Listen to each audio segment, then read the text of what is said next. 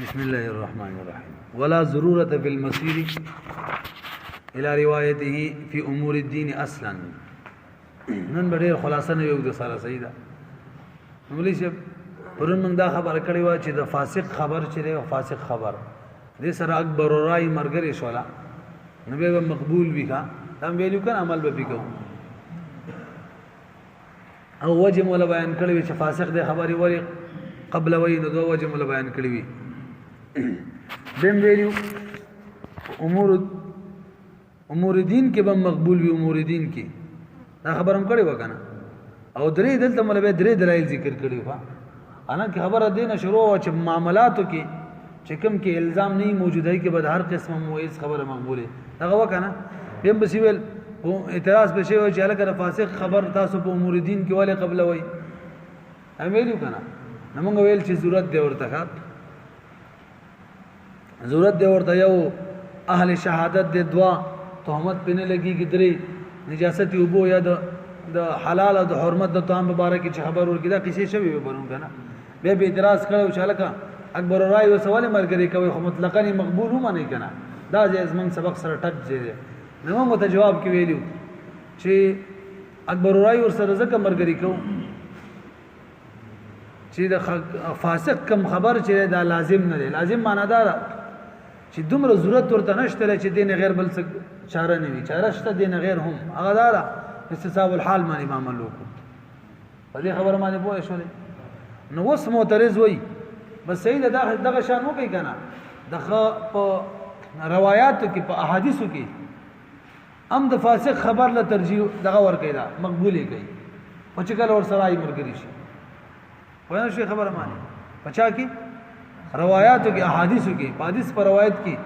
د فاسق خبر دی مقبول شي مقبول کله چې ور سره ای مرګري شي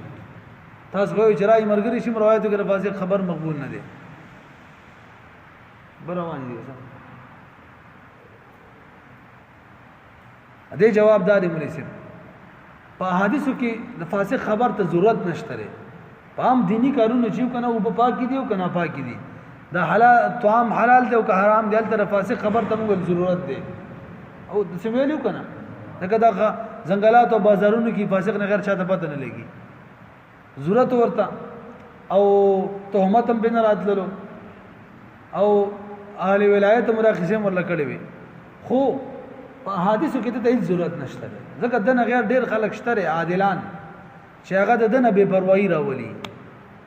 ضرورت نشته چې نشته سره د اکبر رای چې د مرګري کېږي به په حدیث کې دا خبر مقبول نه وي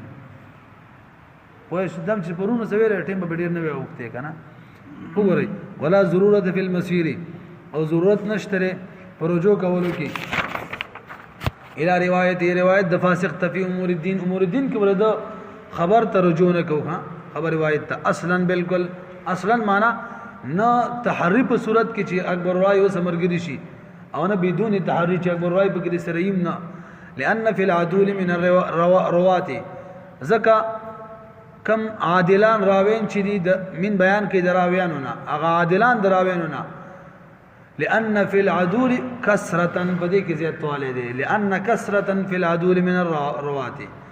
زیاتواله دي یعنی ډیر شی عادلان راوین موجود دي وبهم غنیه او بدیو باندې خبه پروايي راځي فاسقان پکې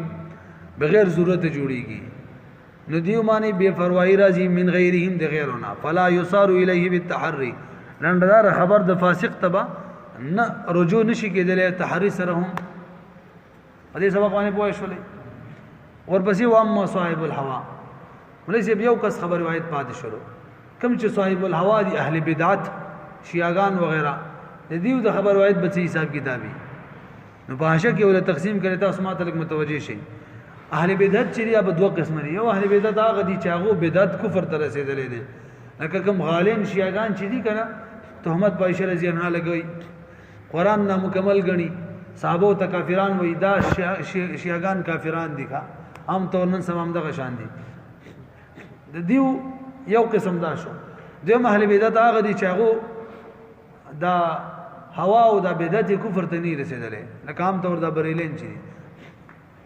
اوس د دیو خبر به مقبول وي کنه به وي د اولو مبارک بعضی خلک کوئی د دیو خبر به مقبول وي خو صحیح رائے دار د اول مبارکي دا کافران دي دې خبر روایت چې کوم دی غیر مقبول په خبره پوه شو. دویم قسم کوم خلک چې دي چې دا غي خبر روایت کفر ته نه دا عقیده کفر ته نه رسیدلی اهل هوا نه بارکی بعض خلک وایي د دې وغم غیر مقبول دي بعض وایي مطلقاً مقبول دي خو صحیح دار چې تفصیل لبه ان شاء الله تاسو نه خود الفکر کې مو وي دلته ماشه کې ذکر شوی تفصیل پکې داسې دی چې دا اهل هوا به خالی نه وي یا باغ اهل هوا وي چې دا خواهش خپل مذهب جوړ کړي یعنی خلکو ترابلی دعوت ولا جوړ کړي خپل خواهش طرف ته خلکو ته دعوت کوي چې راځي تاسو الصلاه والسلام یا رسول الله دغه مخ کې یو اذا ځان نه تاسو صلو ختم یو دولسمي کوي خلکو ته دعوت ورګي یو دا قسمه بدعتین دي یو هغه دي چې د خپل بدعت کوي خو د قسمه دعوت ته نه ورګي چاته نو کوم چې دعوت ورګي هغه خبره غیر مقبول دي ولی دغه خپل مذهبي چې کوم دی خلکو وترابلی غیر برابر پورا یقین مو احتمال شته چې په دروغ باندې حدیث هم پکې جوړ کی لکه جوړ شوی هم دی او کوم خلک چې بدعت کوي کفر ته نه رسي خلکو ته نه رابري نو بارک دا احتمال ډیر کمزور دی چې هغه به خپل مذهب باندې به خپل بدعت باندې د ځان حدیث جوړ کی هغه به مقبول وي او به رسیدلې نسوي واما صاحب الهوى فالمذهب المختار دار چې انه لا تقبل روایت من نبا قبلی کی روایت دا غچا دا مسلمانانو بیان کی کافر پرې خودل انتحل الهوى چاغو مذهب جوړ کړی خواهش لرا انتحل معنا دا اتخذه نحلا یعنی د مزي او د خوان زی جوړ کړی خواهش لرا مطلب مذهبي